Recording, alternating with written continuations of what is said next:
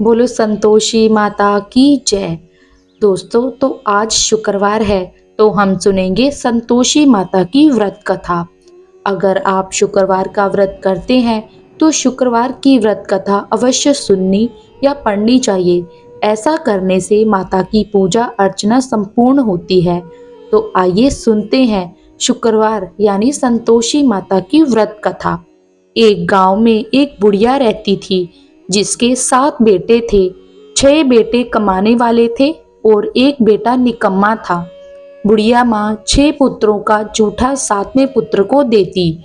7वां पुत्र एक दिन अपनी पत्नी से बोला, देखो मेरी माता का मुझ पर कितना प्रेम है।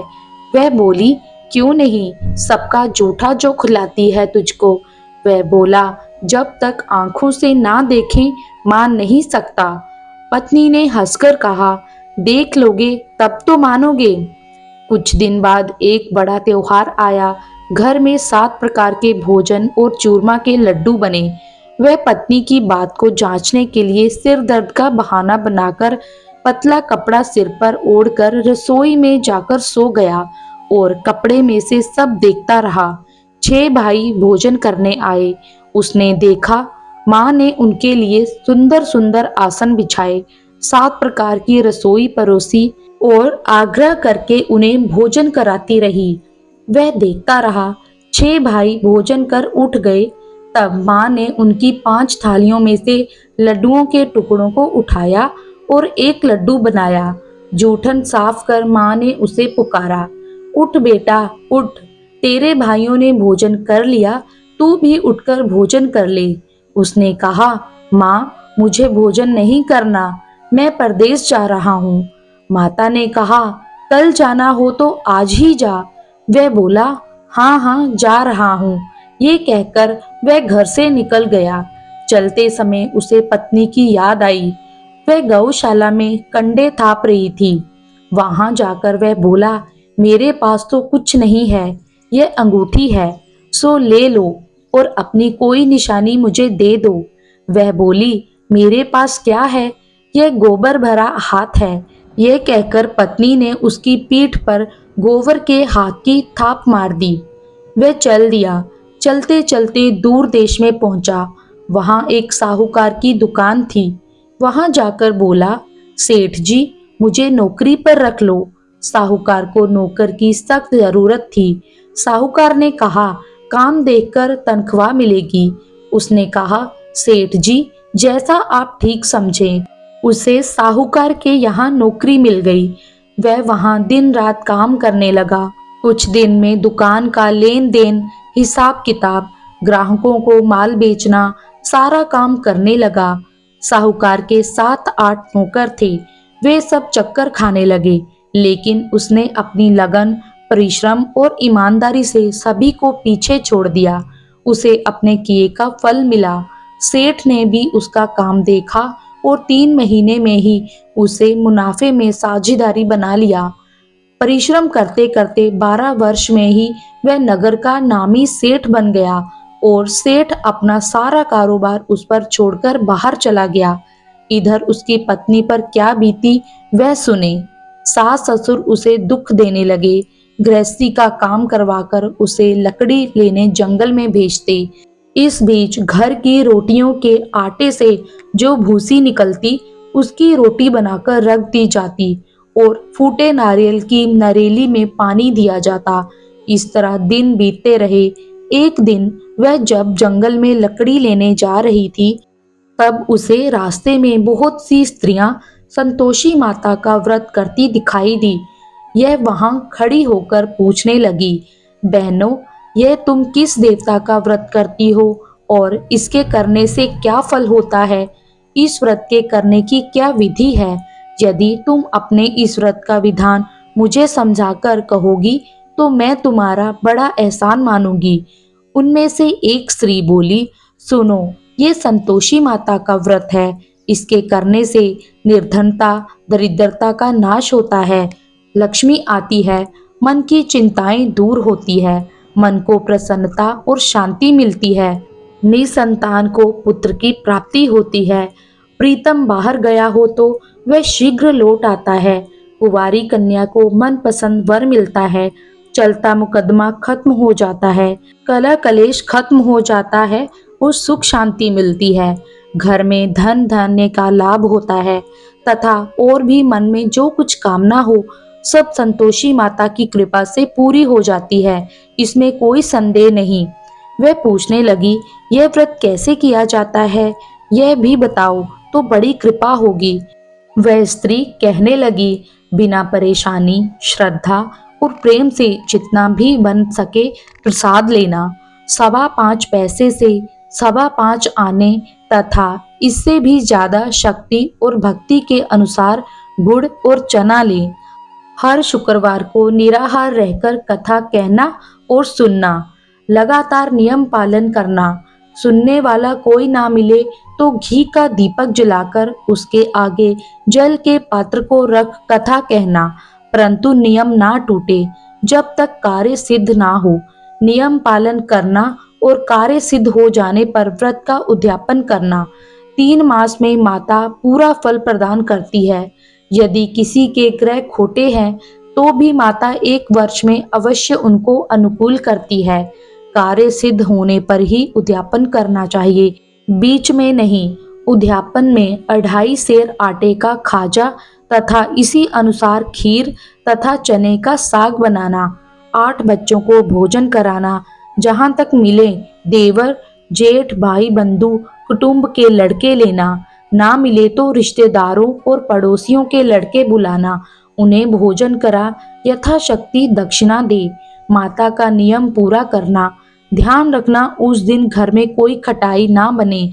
उस स्त्री की ये सब बातें सुनकर वह वहां से चल दी। रास्ते में लकड़ी के बोझ को बेच दिया और उन पैसों से गुड़ चना ले लिया। माता के व्रत की तैयारी कर आगे चल पड़ी। रास्ते में संतोषी माता के मंदिर में जाकर माता के चरणों में लौटने लगी, विनती करने लगी, माँ मैं दीन हूँ, निपट मूर्ख हूँ, व्रत के नियम कुछ नहीं जानती, मैं बहुत दुखी हूँ। हे माता मेरा दुख दूर कर, मैं तेरी शरण में आई हूँ। माता को दया आई।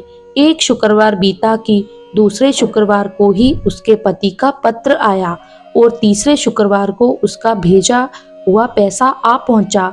यह देखकर जेठानी मुंह सिकोड़ने लगी। इतने दिनों बाद इतना पैसा आया, इसमें क्या बड़ाई है। लड़के ताने देने लगे। काकी के पास अब पत्र आने लगे, रुपया आने लगा। अब तो काकी की खातिर बढ़ेगी, अब तो काकी बुलाने से भी नहीं बोलेगी। बेचारी सरलता से कहती, भैया पत्र आए, रुपया आए तो हम सबके लिए अच्छा है। ऐसा कहकर आंखों में आंसू भरकर संतोषी माता के मंदिर में जा पहुंची। मातेश्वरी के चरणों में गिरकर रोने लगी। माँ मैंने तुमसे पैसा नहीं मांगा, मुझे पैसे से क्या काम, मुझे तो अपने सुहाग से काम है। मैं तो अपने स्वामी के दर्शन और सेवा मांगती हूँ। तब माता ने प्रसन्न होकर कहा, जा बेटी तेरा स्वामी जल्दी ही आएगा। यह सुनकर खुशी से बावली होकर वह घर आकर काम करने लगी। संतोषी माँ का विचार करने लगी, इस भोली पुत्री से मैंने कह तो दिया कि तेरा पति शीघ्र आएगा, पर आएगा कहाँ से। वह तो इसे स्वप्न में भी याद नहीं करता, उसे इसकी याद दिलाने तो मुझे ही जाना पड़ेगा। संतोषी माता ने उस बुढ़िया के बेटे को स्वप्न में समझाया, पुत्र तेरी घरवाली कष्ट उठा रही है। वह बोला, हाँ माता ये तो मुझे भी मालूम है, परंतु क्या करूं, वहां कैसे जाऊं, परदेश की बात है, लेन देन का सारा हिसाब।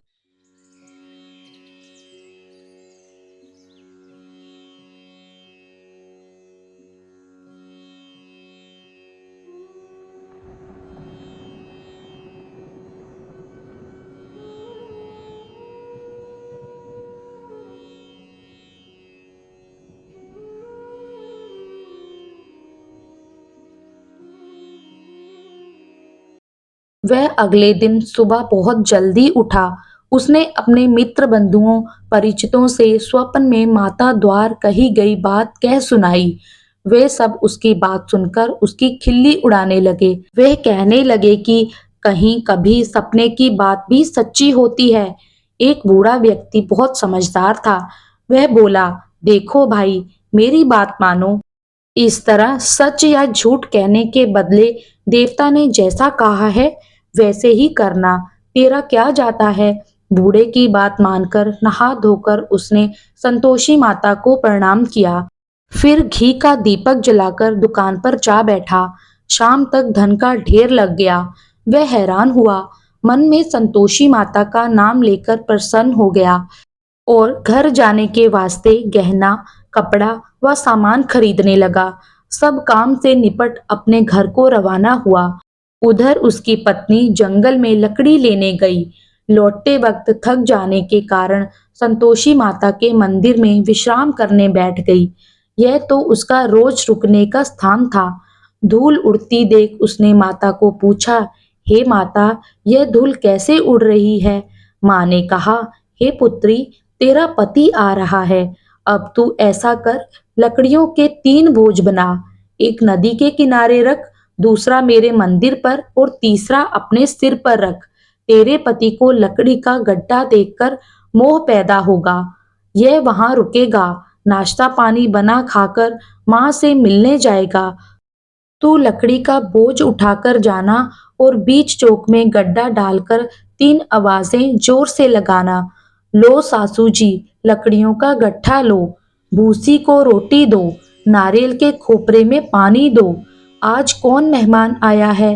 संतोषी माँ की बात सुनकर वह बहुत अच्छा माँ कहकर प्रसन्न मन से लकड़ियों के 3 बोझ बना लाई।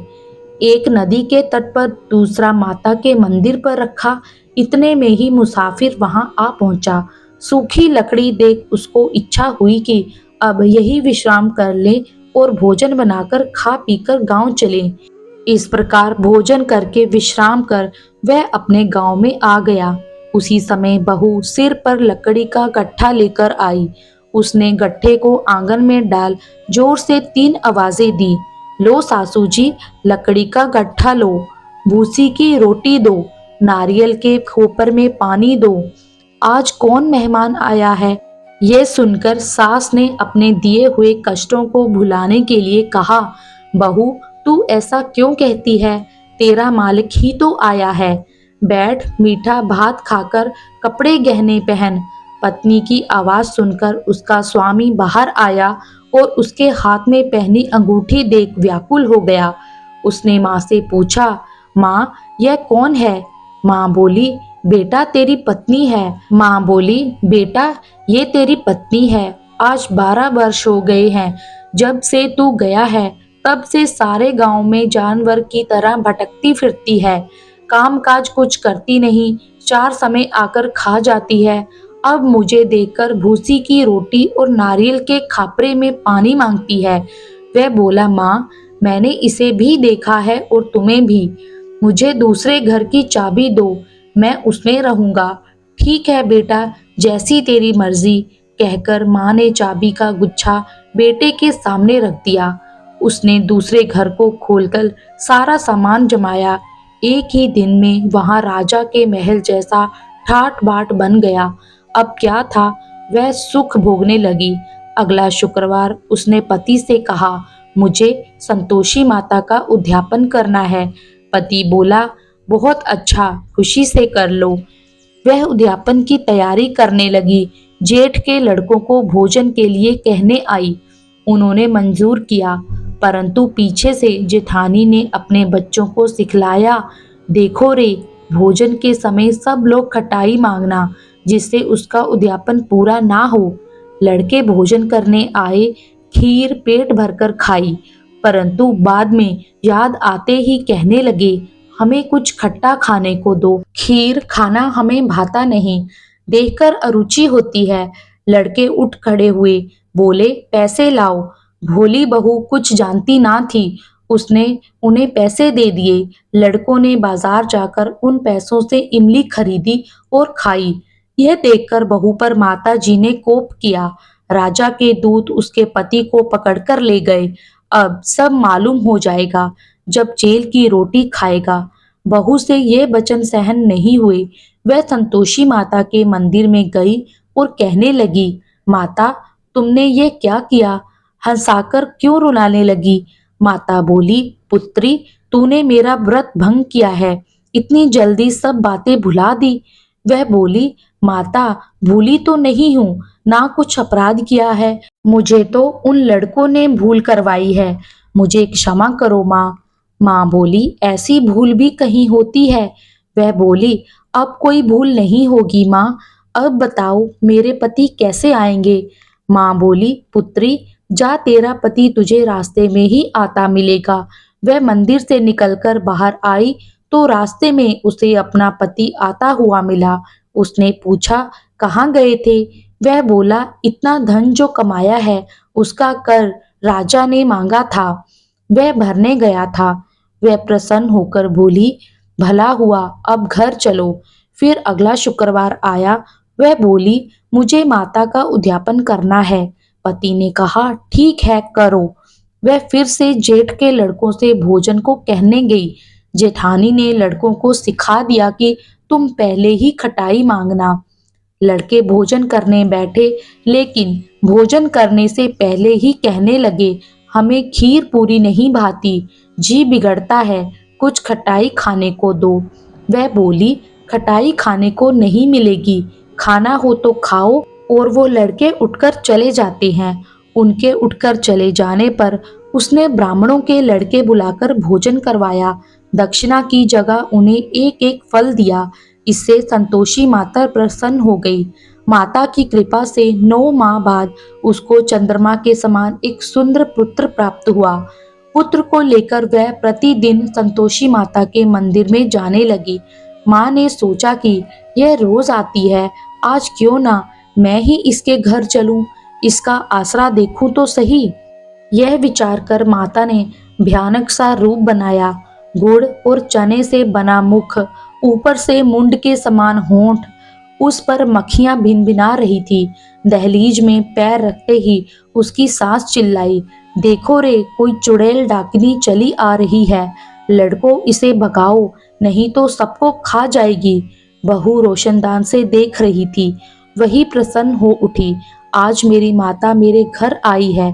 यह कहकर दूध पीते बच्चे को गोद उतार दिया। इस पर उसको सास क्रोध में भरकर बोली, अरे रांड, इसे देखकर कैसे उतावली हुई है, जो बच्चे को पटक दिया। इतने में माँ के प्रताप से जहां देखो वहां लड़के ही लड़के नजर आने लगे। बहू बोली, माँ जी, मैं जिनका व्रत करती हूँ यह वही संतोषी माता है। इतना कह उसने झट से घर के सारे किवाड़ खोल दिए। सब ने माता के चरण पकड़ लिए और विनती कर कहने लगे, हे माता, हम मूर्ख हैं, अज्ञानी हैं, तुम्हारे व्रत की विधि हम नहीं जानते, तुम्हारा व्रत भंग कर हमने बड़ा अपराध किया है। हे माता, आप हमारे अपराधों को क्षमा करो। इस प्रकार बार बार कहने पर संतोषी माता प्रसन्न हुई। इसके बाद उसकी सास कहने लगी, हे संतोषी माता, आपने बहू को जैसा फल दिया वैसा सबको देना। जो ये कथा सुने या पढ़े उसका मनोरथ पूर्ण करना। दोस्तों, तो ये थी संतोषी माता की व्रत कथा। आपको ये पावन कथा कैसी लगी कमेंट करके बताएं। चैनल पे नए हैं तो सब्सक्राइब करें और वीडियो को लाइक करें। संतोषी माता की जय। धन्यवाद।